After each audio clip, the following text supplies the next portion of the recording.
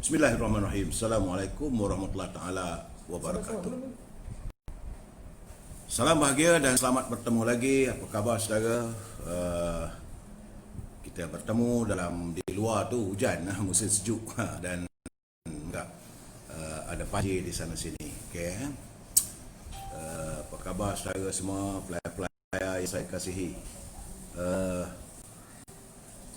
Saudara Adiwara Angkasa, Assalamualaikum. Hafiz Aikwan, Ibrahim Cik Muda, Syah Ibrahim, Mustafa Ilyas, Rubidin, apa khabar Abi? Semoga bahagia bersama pasangan. Suasana sejuk hari ini. Mac Hill, Saudara Muhammad, Saudara Faris Said, Haris, Aslam, Mat Solo, 4 tulang kering.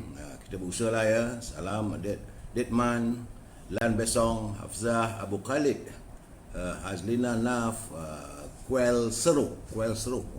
Ini nama baru tiba muncul sekarang ni. Apa khabar saudara Selilendu, Mak Jenal, Sahak Ranggi. Sahak Ranggi, saya rasa ini sahabat baru saya rasanya, tapi tak tahulah, mungkin saya terlepas pandang selama sebelum ini. Muhammad Salmi, Pak Ngah Canai, apa khabar Fazil, Halimah Ibrahim, Haji Azhar Abdul Manaf, Syafah Spring, Potih Zul Osman, salam. Din Hantu Mahat. Nama-nama yang ditimbul dalam ni kadang-kadang secara menghiburkan saya, nama-nama yang keluar. Saudara Fuad, apa khabar Saudara Fuad? Nur Kamsyah, Denakku, Saudara Denakku, apa nak kita denakkan? Setia Solution, Makim Kama, Nadiradin, Syambran, Yang Maya, Halimah Musroh, Syarudin bin Ardi, Azma Abdul Latif, Din Jebat, Muhammad Zain, Mak Kilau Pahang. Mak Kilau Pahang. Ini pahlawan bangsa kita ya, jangan lupa tu. Mbak Ya Rahmat, apa khabar? Kalau kerai ya Mbak Ya. Hujan masih belum reda.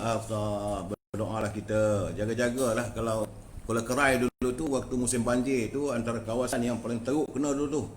Tahun 2014 rasanya. Salam Datuk, apa khabar? Saudara Muhammad Mat Zailan, Saudara Abdul Wahid, Saudara Al-Aziz, Anida Syah, Pak Lang Malik, apa khabar Pak Lang? Saudara Muhammad Azmi, Muhammad Ali, Saudara Muhammad Azmi dari Kelantan, Like Cat and Dog. Hai, sedap bahasa saudara. Lan Ali, Mahathir, Syed Adnan, Waalaikumsalam, Erijet, orang Perak, apa khabar yo? Adnan, Abdul Jalil Makno, Fazilah Abdul, Syarudin Miradi, dan teman-teman yang lain semua yang tak sempat saya sebut satu persatu. Kalau saya nak ikut satu persatu, saya ingat tergelung lidah saya. Usia-usia begini ni tak boleh laju. Fikiran pun kantoi juga kadang-kadang. Saudara, seperti biasa laporan kita hari ini, keadaan COVID-19 naik balik. Sebab tu saya katakan kalau bila sampai musim hujan, maka COVID-19 ni virusnya cepat merewak. Hari ini keseluruhannya sudah naik 69,095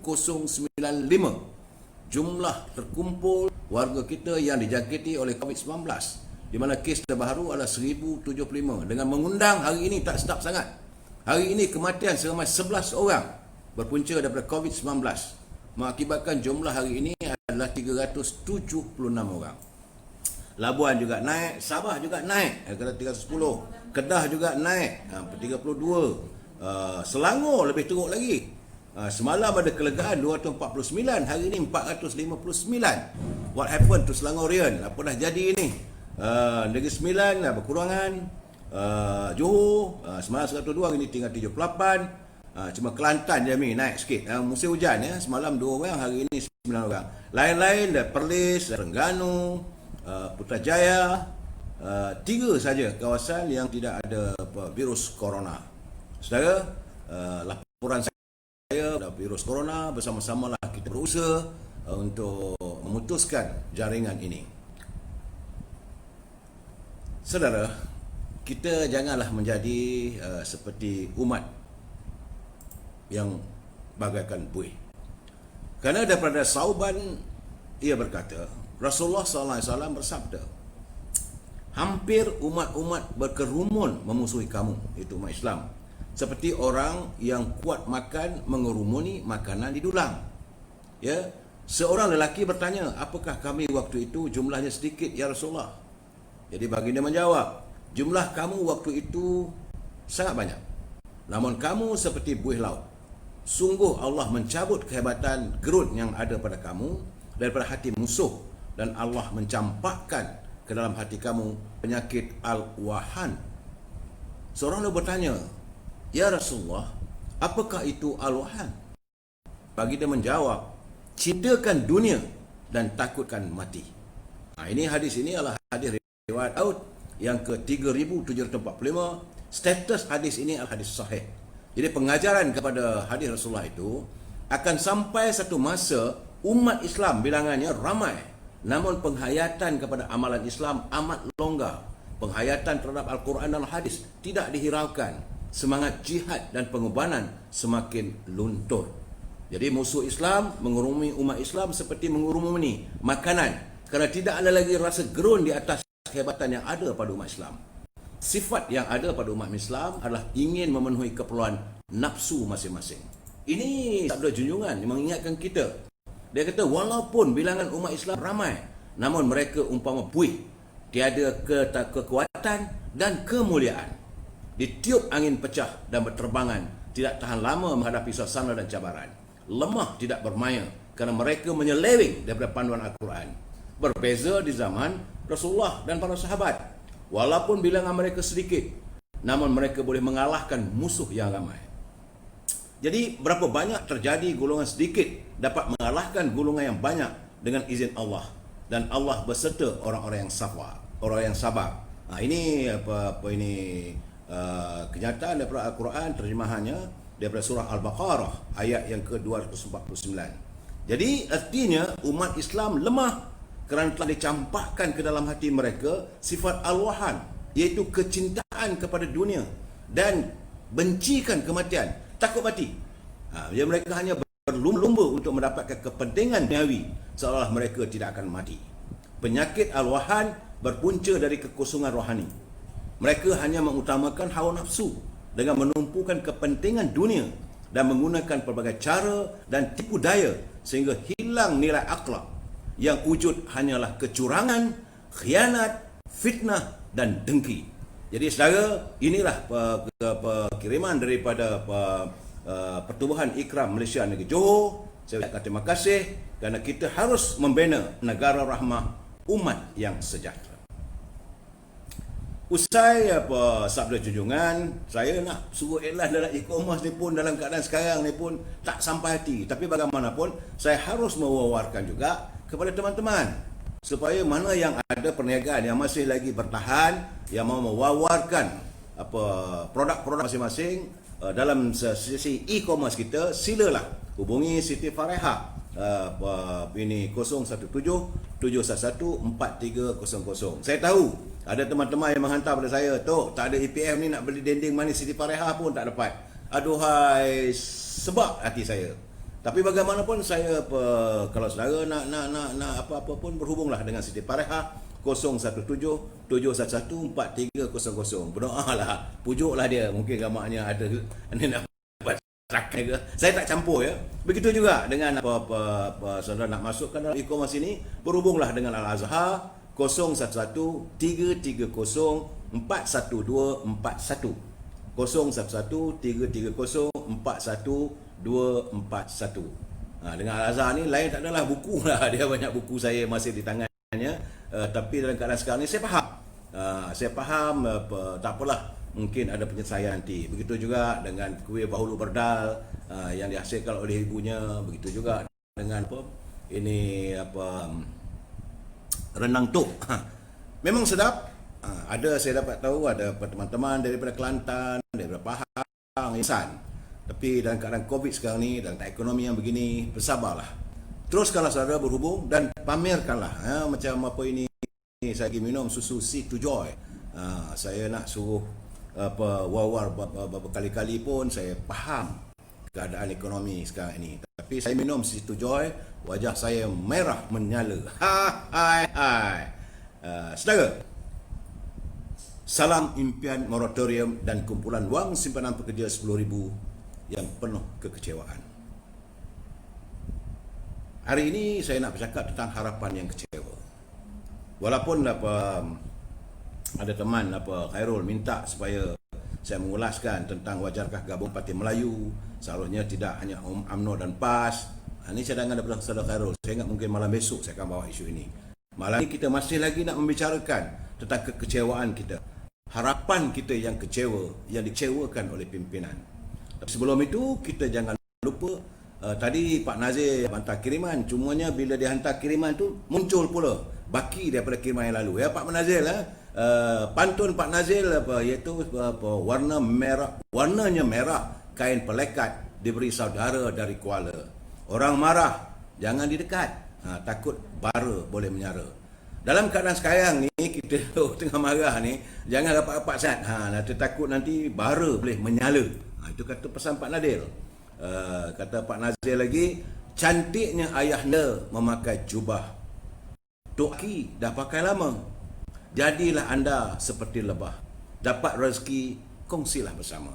Jadi begitulah pesanan beliau. Kalau kita dapat rezeki, berkongsi-kongsilah. Nak buat macam mana dalam keadaan sekarang ini ya. Saya tidak lupa juga kiriman Saudara Jamil yang begitu hampa. Saudara Jamil Idris. Saudara Jamil Idris ni teman saya, sahabat saya, sama-sama seperjuangan. Jiwanya kental, jiwa perjuangan walaupun usia dah 60 lebih. Tapi kami masih lagi menghayati jiwa perjuangan yang kita semai daripada zaman pergerakan pemuda dahulu. Beliau sempat mengirimkan serangkap pantun kepada saya. Tanpi beras ku tampi, sudah ditampi, letak di tangga. Puas sudah rakyat menanti, akhirnya rakyat dikencing juga. Marah betul Saudara Jamil dengan keadaan itu. Apa nak buat Mel? Kadang ni kita teriding dengan kata-kata penuh semangat untuk kita terus berusaha.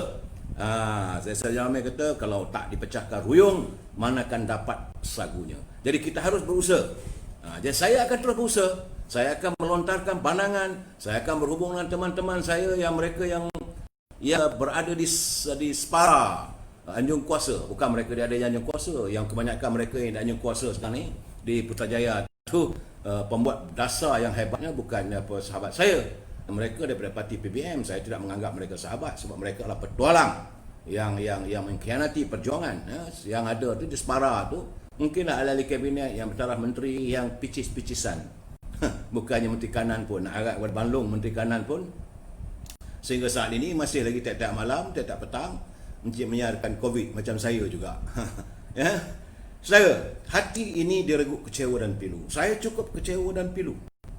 Sebab pagi tadi saya buka ini internet, saya perbahasan di kita mengharapkan adalah bicara tentang kumpulan wang sebenar pekerja. Seorang pun tak bercakap. Apakah mereka tidak perhati? Apakah mereka tidak ada kesedaran? Apakah mereka tidak ada langsung punya rasa jiwa rakyat yang di bawah yang begitu tertekan? Saya terkejut kerana saya mengharapkan pagi tadi start pukul 11 pagi perbahasan. Yang perbahasan kali ini adalah menyentuh tentang Kementerian Perdagangan Luar Negeri, Perdagangan dan Industri Seluruh Negara. Menterinya Azmin Ali. Memanglah ada perdebatan tapi semua tapi dah dibicarakan.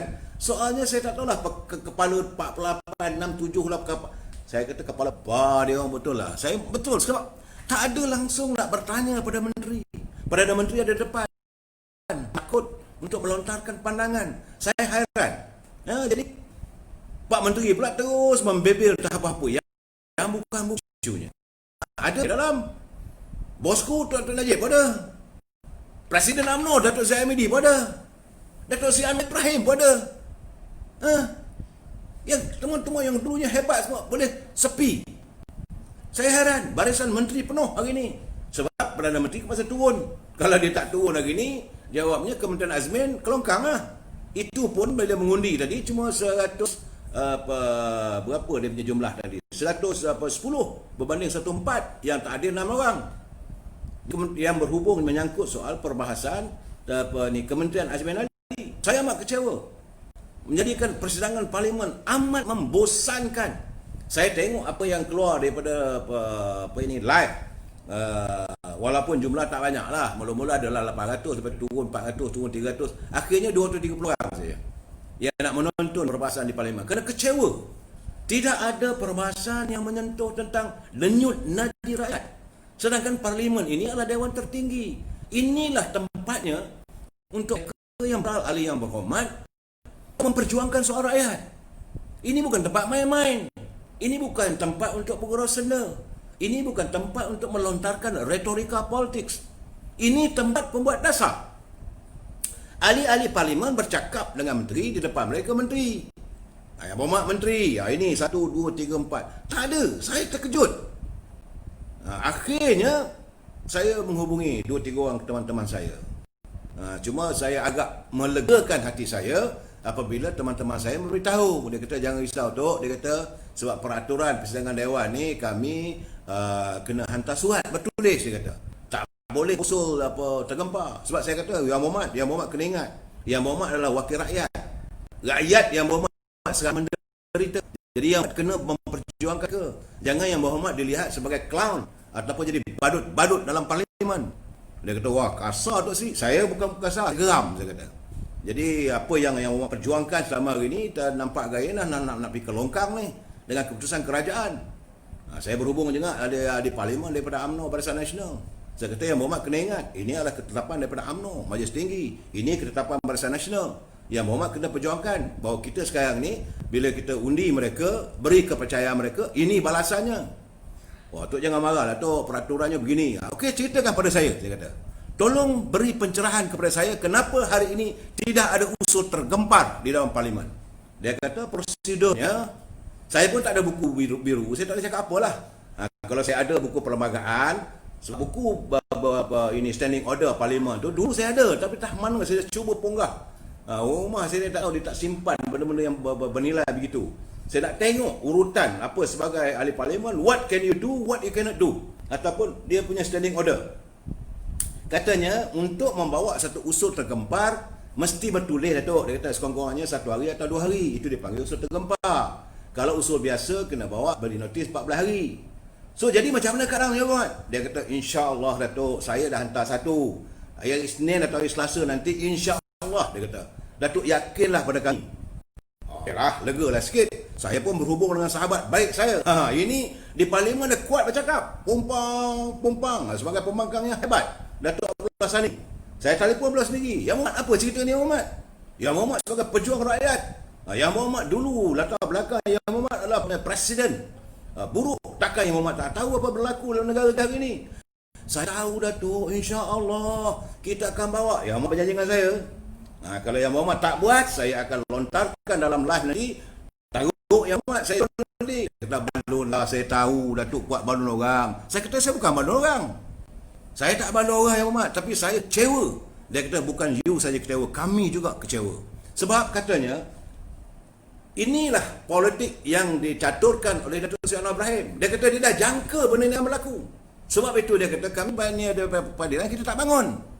Sebab kita nak tengok, kalau waktu itu dia kata, ada di parlimen daripada ni kan bangun, okey, minta usul undi belah bagi, dan bajet itu ditolak. Mungkin dia kata kerajaan atau menteri ahli kewangan beranggapan bahawa kami menolak bajet dan menolak EPF, menolak segala moratorium tuntutan. Jadi kita tak tolak. Sama juga dia kata, ini juga adalah pandangan, mungkin fikiran yang dilakukan oleh ahli-ahli parlimen daripada UMNO dan Barisan Nasional. Dia kata, kita nak tengok, kita dah bagi kita punya kepercayaan, dah bagi pada mereka, deed is what. Now, kita nak tengok apa replikasi daripada kerajaan. Memanglah dia kata, dah bagi tu, ingatkan minggu besoknya pada bajet itu pada hari Khamis. Ingatkan minggu berikutnya ada. Tunggu, nanti punya nanti, akhirnya apa ada? Apa pun tak ada. Jadi retinya sekarang ni, barulah rakyat boleh nampak kejujuran, keikhlasan pimpinan negara hari ini terhadap rakyat. Retinya ahli-ahli parlimen yang ada tu, mungkin mereka tak mau mengundi untuk menolak ataupun apa menyokong, tapi mereka biarkan dulu. Let's think hanging. Benarlah seperti kata Anwar Ibrahim, dia kata kita tunggu lagi lah. Dan hari ini ternyata macam mana Tengku Razali Hamzah dia kekal. Yang Berhormat Tengku Razali Hamzah, beliau mengatakan beliau tak mau campur tangan dalam bajet kali ini. Saya tanya, kenapa ku? Dia kata, macam mana saya nak campur? Macam mana saya nak membahaskan? Kerana Perdana Menteri dan seluruh ahli kabinet itu adalah orang yang tak legitimate. Tidak ada keabsahan untuk menjadi ahli parlimen. Kerana sebagai Perdana Menteri, dia kena dapat sokongan kurang daripada 100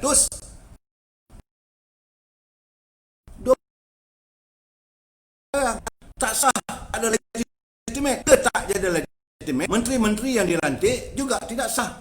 Untuk apa saya bincang benda yang tidak sah? Itu ketetapan daripada Tengku Razali. Tapi saya mengatakan kepada beliau, aku kena fight ni. Dia kata, I got my own ways, I will do it myself untuk rakyat. Itu keadaannya. Jadi bagi saya, bila pengundian berlaku di Parlimen tadi, Kementerian Industri dan Antarabangsa, saya tengok Perdana Menteri pun terpaksa datang. Kalau tak datang tadi, punah. The entire cabinet turun. Jadi 70 orang. Menteri, timbalan menteri, semua datang. Dan mereka hadir tidak lain dan tidak bukan hanya untuk mengundi, nak menyelamatkan maruah Azmin Ali.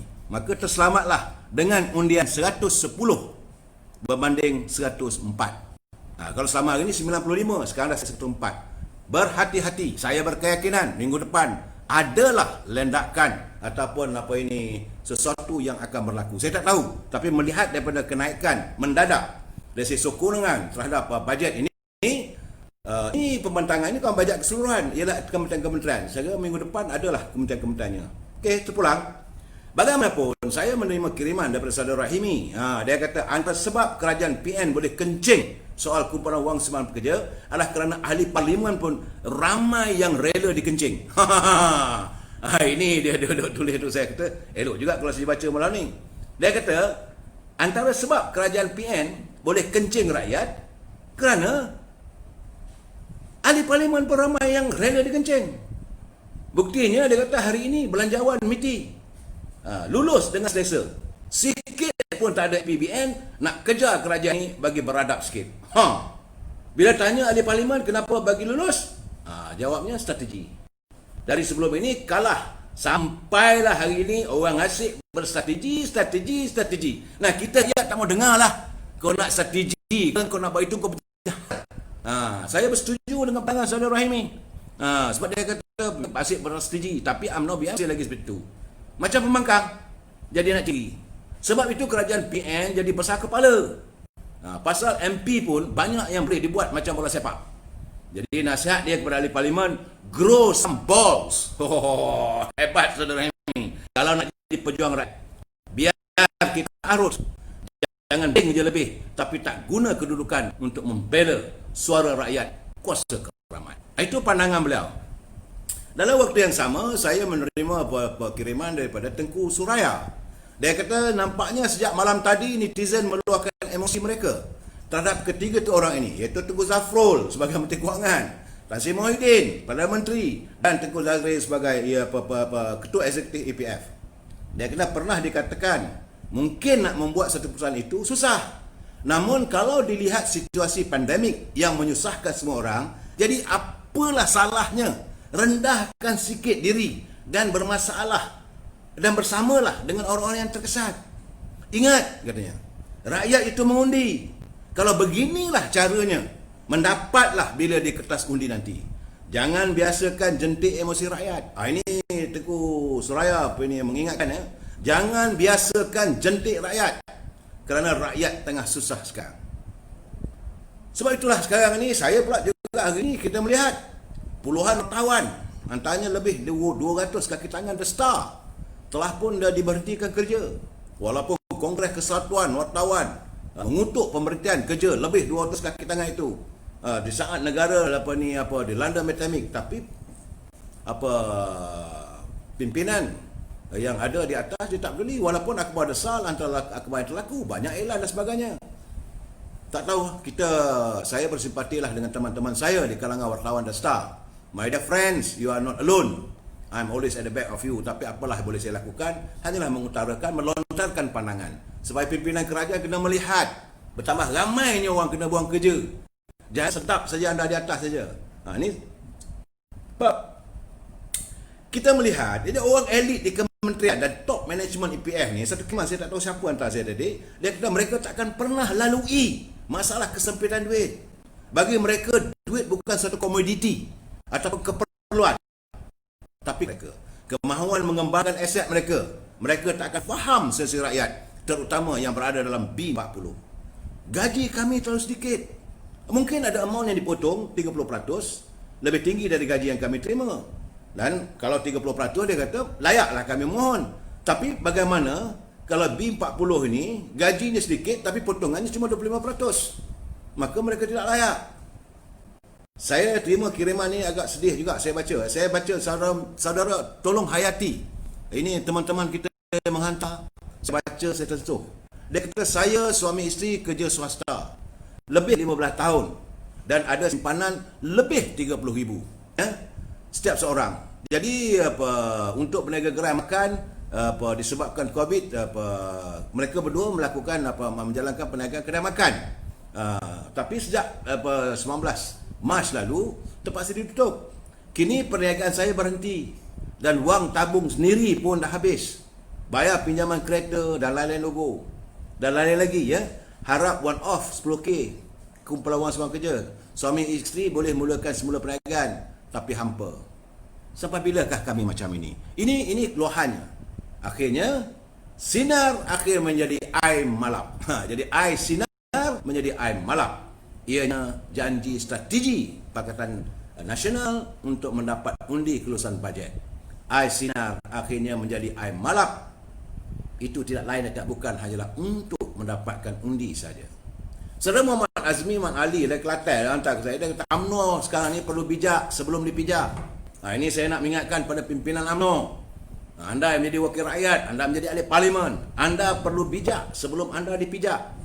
Perlu cerdik sebelum diherdik. Perlu kukuh sebelum dijatuhkan. Saya nampak begini.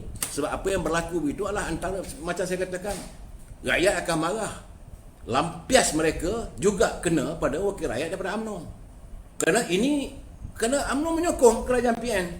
Jadi walaupun PN buat begitu, mereka tak risau. Sebab mereka kata, no, kami dah buat, pihak Barisan Nasional setuju. Ini masalah ni. Jadi sebab saya kata, apa yang dilakukan oleh Datuk Anwar Ibrahim, dia bijak. Dia dapat baca keadaan-keadaan begini. Ternyata kebijaksanaan Anwar Ibrahim selaku Ketua Pembangkang telah memberi arahan untuk ahli-ahli pembangkang untuk tidak berdiri pada minggu lalu. Kini, selepas syarat permohonan kumpulan wang simpanan pekerja dikeluarkan, rakyat boleh lihat sahaja Perikatan Nasional. Jika semasa mengundi usul belanjawan lagi, pembangkang menolak terus usul tersebut tanpa dibahas, rakyat akan terpedaya dan akan mengatakan pembangkang hanya mau bermain politik. Tapi kerana ramai rakyat yang telah tertipu dengan pengumuman Menteri Kewangan, kini rakyat sudah sedar. Sekarang tugas ahli parlimen untuk menolak. Jangan nak tumpang saja. Waktu mengundi, ponting. Bagang. Itu mereka rekod balik ya. Saya membuat kiriman saudara Nazir. Saudara, saya nak baca sikit. Saya incar teman-teman. Asyik Aryan, UMNO kena main dengan PBM untuk lulus undi saja. Betul. Ini Asyik Aryan.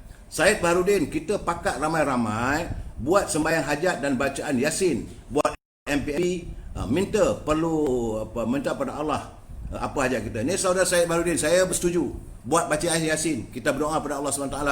Mereka yang mengkhianati rakyat, tunggulah bala menimpa mereka.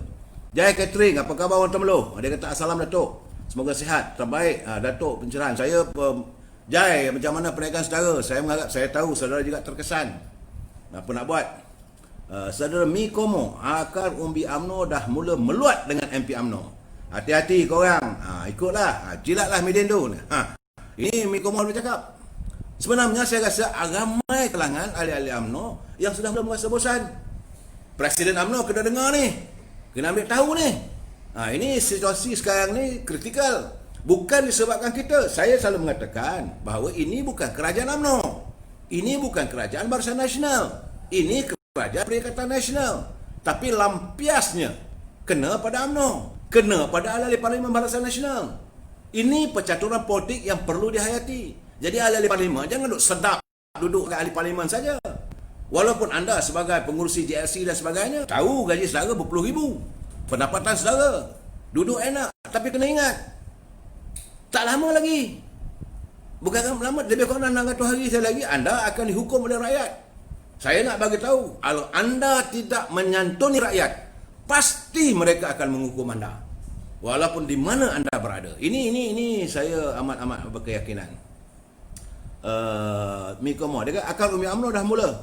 Saya pun apa ini Saudara Syamri Anan. Assalamualaikum Datuk. Apa pandangan Datuk tentang duit 25 juta untuk persenangan Maya APEC baru ini? Ini semua bagi saya lah. Dia boleh cakap retorik di parlimen aja lah. Dia kata wang ni dah dipakai. Kalau dah dipakai tahun lepas, buat apa nak bajet tahun depan? Ini kepincangan yang dilakukan oleh Azmin Ali. Dia kata untuk mengadakan persidangan Maya. Maka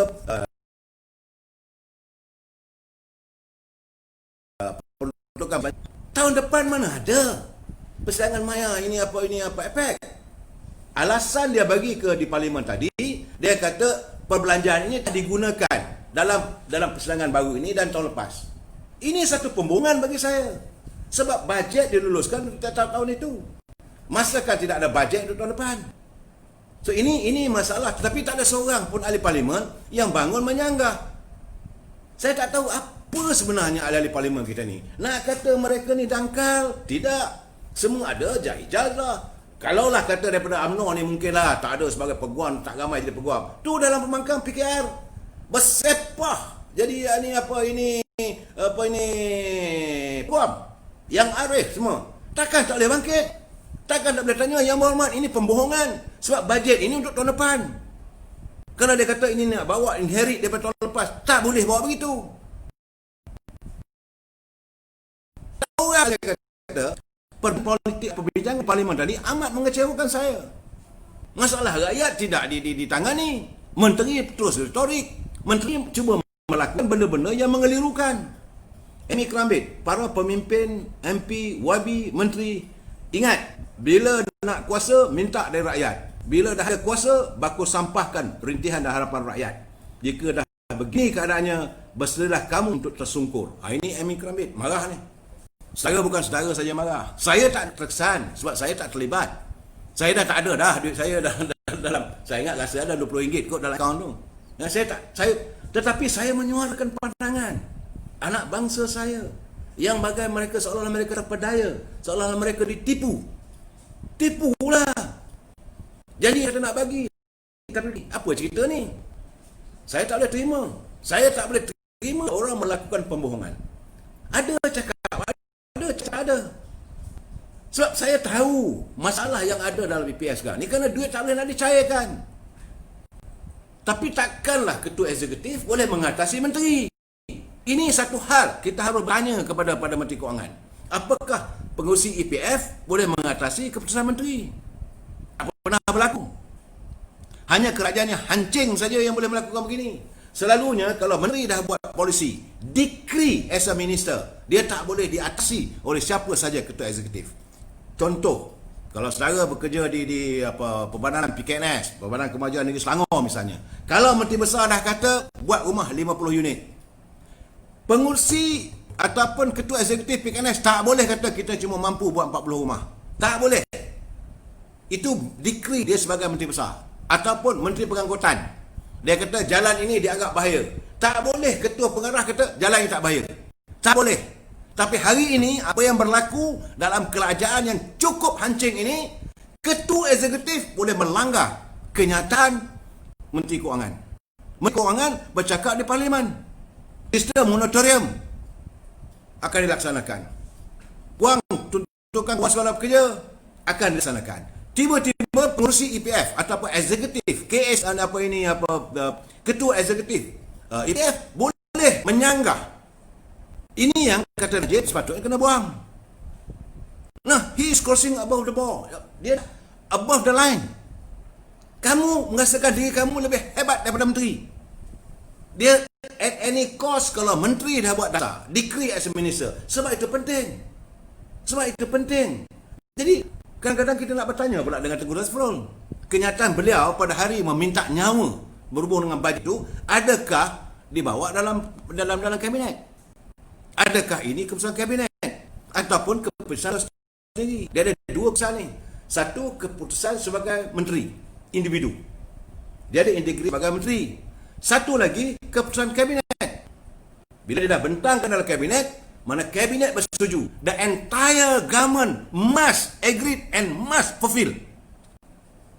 Ini mesti dilakukan. Jangan bodohkan rakyat. Saya tidak mahu, saya tidak rela diri saya diperbodohkan.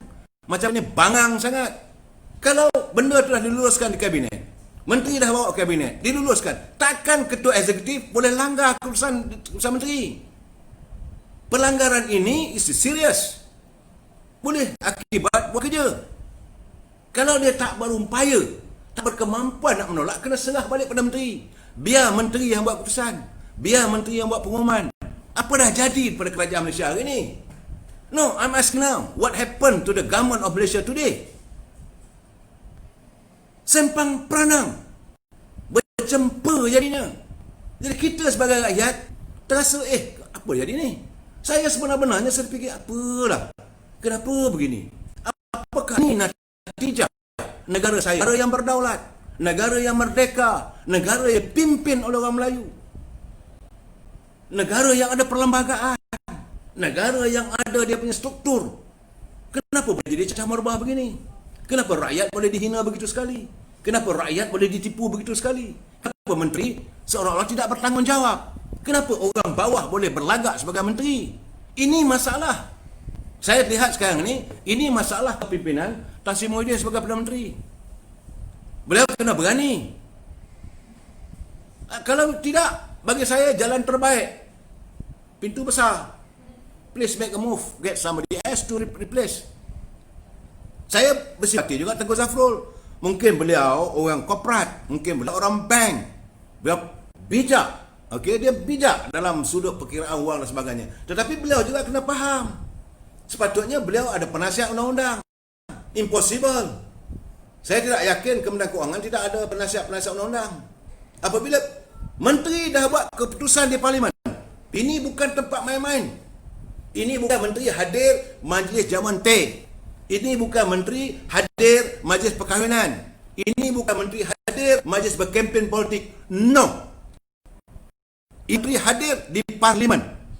Semua yang tertinggi buat keputusan di parlimen. Apabila di parlimen, menteri mengumumkan. Kalau ini terlaksana, menteri boleh dibawa pada jawatan kuasa tata tertib. Menteri dibawa mengeluarkan. Ini serius yang ada yang ada belakang sebagai lawyer. Julutong kan tak cakap. Bangang punya julutong, kononnya hebat sangat. Bila sentuh DAP, kelang kabut kau bangun. Kerana sepi seribu bahasa. Bila menyentuh soal rakyat. Tapi bila soal perkauman, kamu dah nak jadi juara. Bangang baral punya ahli parlimen. Saya marah. Saya ingatkan dia akan bangkit. Tunjuklah kejuaraan kamu. Kenapa tidak? Ini keadaannya. Saya melihat dalam keadaan sebenarnya di parlimen itu ada tempat yang tertinggi untuk meminda undang-undang, untuk membuat dasar kerajaan, dan mereka yang bercakap itu adalah percakapan yang direkod. Tiap-tiap ucapan ahli parlimen dalam dewan itu dicatat dan direkod dan tidak boleh diubah. Kalau ketawa, tulis itu ketawa. Handset parlimen begitu. Yang berhormat daripada Padang Rengas bercakap ini. Lepas tu ada orang tepuk tangan, dia tulis itu tepuk. Ada orang ketawa. Ini dipanggil handset parlimen ataupun rakaman. Kalau digitaliskan, dan handset ini akan dihantar ke seluruh dunia dan negara-negara Commonwealth. Malu kita bila kita punya apa yang diputuskan oleh parlimen boleh jadi atas bawah, jadi yoyo. Ini yang saya marah sebenarnya. Bukan saya marah, saya kebencian, saya dibanding tidak.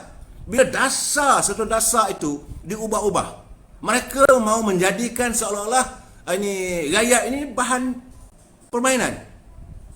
Bukan soal EPF saja. Saya bukan soal kumpulan wang simpanan pekerja saja, soal prinsip, soal dasar. Okey, kamu mengecewakan hati rakyat, tak apa. Tapi kamu tahu kesannya? Apakah dia punya apa-apa ini implikasinya? Apabila kamu bertindak begitu, apabila kamu mengizinkan ketua eksekutif kamu bertindak begitu. Saudara Kesani Malaya, MP UMNO rela dipijak dalam PN. Saudara Azizul Abdul Hamid, dia kata mohon semua menteri kabinet biar letak jawatan sekarang. Jangan duduk diam je dalam ni. Aduh, ini laju saya tak dapat nak turun. Tak tahulah macam mana. Syarul Ikhwan, tapi apa yang cakap tak membantu rakyat pun untuk senang proses keluar. Saudara Syarul, saya bercakap ini bukan saling membantu, memang saya bersetuju. Saya bersetuju cakap saya, tetapi saya saya nak pencerahan pada rakyat. Supaya rakyat tidak dipermainkan. Supaya rakyat tahu hak mereka. Bila mereka pergi ke kumpulan wang simpanan pekerja, berjumpa dengan pegawai, mereka boleh buat ada argument. Memang saya tak boleh buat apa. Saya bukan pegawai kumpulan simpanan pekerja. Saya memberi pencerahan supaya kita faham. Mungkin ada anak-anak atau teman-teman kita ni akan jadi calon pegawai di kumpulan wang simpanan pekerja. Dan mereka tidak melakukan benda begitu. Supaya mungkin ada kalangan kita ni bakal calon menjadi wakil parlimen. Kalau mereka menjadi parlimen akan datang tidak melakukan begini. Itu matlamat kita. Saudara Mak Izam, inilah dikatakan kuasa Datuk. Allah, laju macam mana nak buat, tak dapat lah. Nak turun balik tak boleh. Dia dah naik kata tak boleh. Betul Datuk, akar umbi UMNO dan rakyat dah menyampah dengan MP-MP UMNO. Dan jika ini yang dipamerkan, tak mustahil rakyat akhirnya akan terima dan tunduk dengan sogokan dan janji-janji yang memberansangkan daripada orang lain. Saudara Farid Muhammad, ini kekhawatiran saya. Ini kegusaran saya. Akhirnya mereka yang janji 1000 mimpi boleh menawan hati rakyat yang telah dikecewakan. Harapan mereka sudah kecewa. Bila ada menteri yang sebegini, bila keadaan kabinet yang begini, maka datang orang lain yang mengutarakan janji 1000 mimpi terpaut. Macam katakan kalau orang tengah marah, jangan kita ajak dia cakap. Jangan sekali-kali kalau tengok orang tengah menyinga. Sebab saya nasihat teman-teman, dalam keadaan sekarang ni, jangan kita menyinga atau cuba nak bergurau senda dengan teman-teman yang susah hati. Khawatir.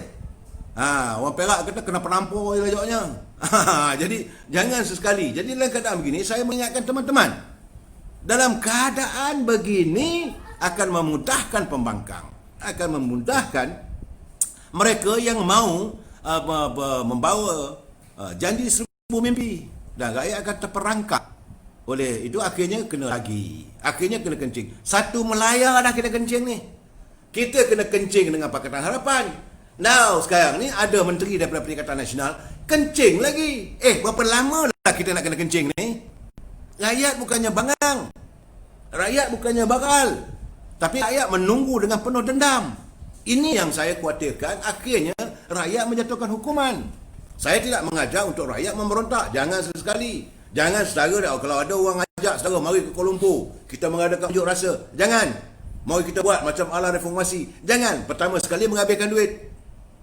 Saudara, siapa nak sponsor tambang? Lebih baiklah wang itu digunakan untuk beli makanan untuk anak bini di rumah. Satu. Yang kedua, menghabiskan masa. Lebih baik masa tu kalau saudara dari kampung pergi mancing lah, cari ikan. Ada juga hasilnya untuk bawa pada anak bini nak makan. Masa itu eloklah pergi cari pucuk paku kat tengah lautan tu. Apa nak buat? Pimpinan nak melihat rakyat hidup begitu. Jadi jangan selalu unjuk rasa saudara, berdoa pada Allah Subhanahu Wa Taala agar Allah melaknati pemimpin-pemimpin yang tidak ada jiwa terhadap perjuangan rakyat. Ini pandangan saya. Saya tak tahu, ini Treasure King. Dia kata harapan rakyat Malaysia. Tak tahulah apa jenis manusia mereka ni. Cakap berputar belit. One off kata nak bagi. Tahu-tahu step by step sampai bulan Jun 2021. Biar betul. Kerajaan ada duit ke? Tak ada ni. Sebenarnya saya dah kata berkali-kali, kata ini bukan duit kerajaan. Kumpulan wang simpanan pekerja bukan duit daripada kerajaan. Ini duit tabungan yang disimpan oleh pekerja. Kira ramai dah plan nak meniaga, macam-macam plan nak buat dalam masa tak ada kerja. Tahu-tahu nak bagi bulan-bulan pula. Ini Treasure King tak. Kemudian dia kata pasti kecoh ni. Berputak-putak dah kepala otak rakyat. Bersyarat-syarat pula nak mohon. Kesianlah mereka yang tak reti dan tak tahu pasal dokumen. Kerajaan bukan lagi mudah, tapi merumitkan dari segi dokumen. Alahai, kesian pada rakyat. Nak hulu kilis sediakan dokumen backup. Apa nak jadi Malaysia ini? Saudara apa ini, saudara Syakir? Ini saya lontarkan. Bendanya macam tabung je lah. Ambil tabung tu, pecah tabung, keluar duit. Itulah sepatutnya dibuat begitu. Jadi ahli mereka yang berada di anjung kuasa di kumpulan wang simpanan pekerja tu, kena fikirlah macam mana nak mudahkan. Anda bukan orang sembarangan. Kalau anda menjadi CEO-nya, tentulah anda ada degree yang tinggi-tinggi. Pegawai di situ semua keluar universiti. Takkanlah untuk menyediakan dokumen yang mudah untuk rakyat tak boleh disediakan. Kalau begitu, you are fail. Akhirnya rakyat kata you are fail and the most corrupted people. Ini masalahnya. Usahakan supaya rakyat mudah. Ini pergi ke, mungkinlah mereka pergi ke pejabat. Bagi kena siapa orang. Makcik yang tua tu, Mak Lima, Mak Kia, Pak Saleh, Pak Sidik, yang datang naik, kalau di Kelantan tu naik lancar. Yang datang naik teksi, semua ke duit. Sebab kumpulan wasit pekerja, pejabatnya dekat bandar. Bandarnya selalu jauh. Kena juga belanja, RM78. Belanja nak minum makan apa semua, habis RM10. Sedangkan wang itu lebih baik dia boleh beli beras. Hanya kerana nak isi barang, tak tahu, patah balik belakang cari kau anak-anak ni. Anak-anak muda yang di kampung yang boleh membantu. Dah isi borang penuh, datang. Apa benda ni? Jadikanlah semudah-mudahnya untuk rakyat. Gaji anda dibayar besar, bukan kecil, yang diambil daripada simpanan mereka. Daripada wang itu disatukan, didagangkan, keuntungannya, maka dibayar gaji anda. Kena ingat, asalnya bukan dari kerajaan. Anda bekerja di badan kumpulan wang simpan pekerja, badan berkanun. Marah tu. Pas tak ada telinga lah, so ini maknanya saya tak tahu. Saya tadi dengar juga sembang daripada sahabat saya, saudara Aizan, Khairul Nizam, jadi ketua Pergerakan Pemuda Pegat PAS. Beliau juga menzahirkan rasa tak senang dengan apa yang berlaku. Tapi beliau bukan ahli parlimen. Jadi PAS sebenarnya tak tahulah. Dari Pergerakan Pemuda saya yakin pemuda PAS tidak senang dengan apa yang berlaku sekarang. Tapi hairannya naik ketua pemudanya ada dalam parlimen. Tak bersuara pula dah. Jadi itu keadaan saudara ya. Saudara Kesani Maya, maruah parlimen dah tercarar oleh MP-MP cap ayam. Isi parlimen bukan lagi tempat dihormati. Sebagai penentu dasar, harap rakyat pilih MP yang lebih beradab pada masa akan datang. Ini saudara Kesani Malaya. Catatannya. Saudara Zani Hashim, kalau UMNO PAS boleh terima, apa salah? Aduh, tak sempat habis baca. Ini dia tanya kalau UMNO dengan PAS boleh terima Aznali, apa salah terima Datuk Seri Anwar Ibrahim? Itu pandangan beliau. Saya pulanglah. Sebab saya lihat kadang-kadang ni kita pun dapat standard. PAS boleh julang Azmin Ali, sokong tadi. Sedangkan kes dia masih lagi ni jadi persoalan rakyat. Tiba-tiba ke Anwar Ibrahim, rakyat boleh hukum. Ini politik. Jadi keadaan begini, saya pulang pada saudara untuk memikirkannya. Bagaimanapun, saya berterima kasih pada Pergerakan Puteri UMNO. Ternyata Zaidah Zarif, satu orang yang masih lagi kental jiwanya dengan rakyat. Dia kata, ini kenyataan Ketua Puteri UMNO, Zaidah Zarif. Dia kata, sekarang telah jelas hanya sebahagian pencarum saja yang layak untuk memohon pengeluaran caruman mereka dari Akaun 1, dan pengeluaran tersebut bukan lagi diberi sekaligus tetapi berperingkat-peringkat selama 6 bulan. Apa katanya? Ini adalah satu keputusan yang sangat mendukacitakan pencarum-pencarum yang sangat berharap dengan pengeluaran sekaligus ini agar dapat melaksanakan pelbagai perancangan seperti untuk memulakan perniagaan baru, menyelesaikan hutang tertunggak dan sebagainya. Dengan keputusan kerajaan untuk membenarkan pengeluaran dalam tempoh 6 bulan, segala perancangan terkubur dan hancur. Kenapa susah sangat untuk kerajaan meluluskan permintaan rakyat ni? Ini kenyataan daripada Ketua Pergerakan Puteri UMNO. Sebab saya katakan, saya bangga mempunyai seorang Ketua Puteri begini, yang nyata perjuangannya untuk rakyat, yang tidak gentar. Inilah serikandi kita. Saya tidak pernah bertemu secara peribadi atau berbual secara peribadi dengan Puteri. Maklumlah, kalau orang tua begini nak berborak dengan Puteri, lain pula ceritanya orang kata nanti kan. Jadi tapi bagaimana perjuangan Puteri UMNO, walaupun ahlinya tak begitu ramai, tapi saya bangga. Inilah harapan masa depan. Tapi macam mana dengan bonda kita, Noraini, ibu pada UMNO, Ketua Pergerakan Wanita UMNO, takkan diam. Melalak bagai anak agak dah ni Ketua Pemuda. Ini Ketua Puteri ni menjerit bagai anak agak. Santunilah, bicarakanlah apa yang dilontarkan oleh Ketua Pergerakan Puteri UMNO ni di dalam kabinet nanti. Sebab saya kata kita akan menegur. Walaupun beliau lah Ketua Pergerakan Wanita, biar saya tegur. Kalau orang lain tegur, macam bagi penumbuk bagi saya. Kita boleh tegur, kita minta. Datuk Noraini sebagai Ketua Pergerakan Wanita lontarkan dan nyatakan pendirian UMNO. Dengan keputusan kerajaan untuk membenarkan pengeluaran dalam tempoh 6 bulan ini, segala perancangan terkubur hancur katanya. Jika kerajaan bersetuju pada dasar untuk meluluskannya, Mengapa tidak dengan cara yang dapat memberi impak semaksimumnya kepada rakyat?